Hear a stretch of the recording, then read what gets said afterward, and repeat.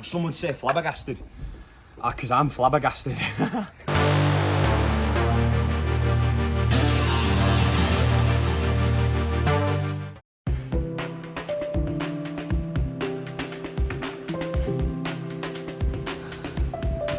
So, Epping Forest completed. Not that horrible, apart from my seat fell down pretty much most of the time. So I was just constantly sliding forward and leaning over my bars. So I had to stop and adjust. And I also forgot to restart the trip computer on my watch, which was an absolute pain. But we missed out on like 200 meters.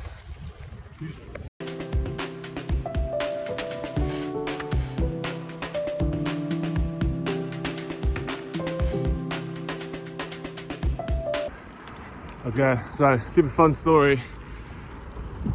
Going to try and beat my time to Epping Forest. I was following the sat nav, and the sat nav basically just took me somewhere really stupid in an underpass. And obviously it rained yesterday, which is why I didn't cycle yesterday. Thinking I could go through a flooded tunnel after one cyclist said, oh, it's flooded over there. The other one behind him went something about a tunnel. Obviously didn't hear, I went about passing a bit too fast. Thought, oh, it's probably not that deep. It's one of those ones where it's like a little puddle, but then you put your foot in it and then you disappear forever. It was like that. So I rode through, straight on my left foot, submerged in water, which stunk, so my feet are now stinking. Got through it by like kind of holding up it. Luckily it didn't touch my chain set, but that would have been horrible. But yeah, we keep going. Ooh.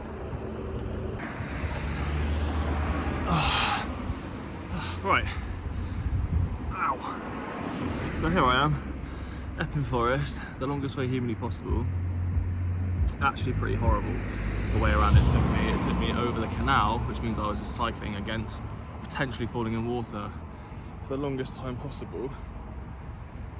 Which I can assure you isn't fun. So stopping and starting is kind of giving me a bit of a quad ache. And you probably hear all the cars coming back, so I'm basically stopping the roundabout for 2 minutes just to kind of get my bearings back and then try and plan the route home and make sure it's actually the right way around rather than the way I came, because it's stupid. Apparently it saves 5 minutes, but it actually added like 14. Like last time I got up to Epping Forest within 45 minutes, 46 minutes. This one took me an hour and I had to go mad hill. But we live and we learn. Guess I might have to make one of those 5 things I wish I knew 5 rides ago or something stupid like that.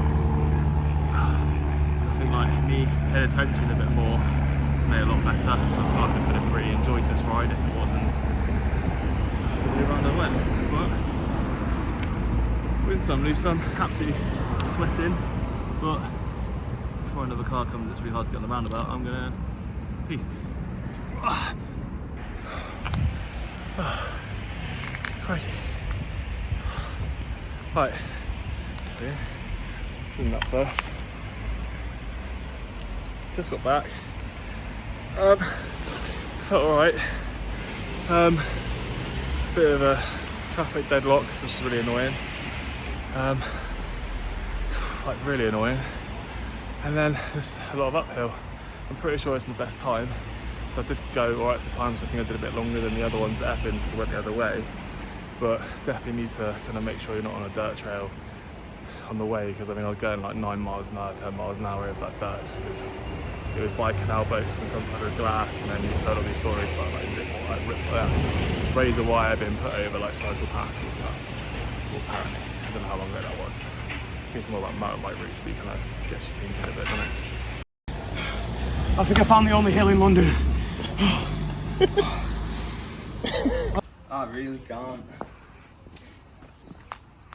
Some would say flabbergasted. Because I'm flabbergasted. Got a funny story for you here. This by Tubeless. It's not wicked. This wonderful stuff.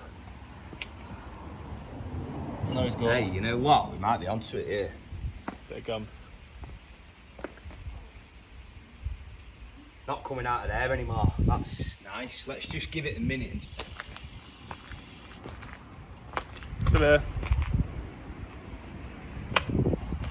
Amazon repair kits for the win.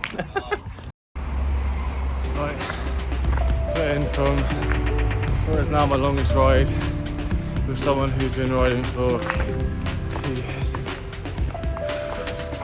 I'm dead. I'm hungry, dead, tired, everything.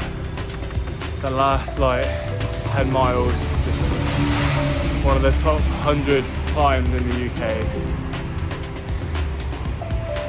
Dead.